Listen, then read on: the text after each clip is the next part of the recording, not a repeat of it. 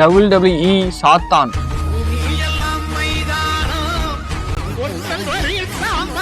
Devil of WWE.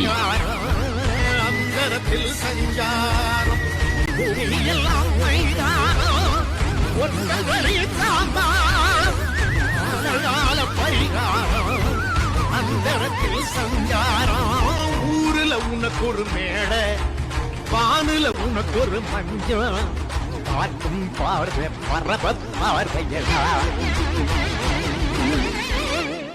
நண்பர்களே, அவர் இப்போ retired ஆயிட்டாப்ல.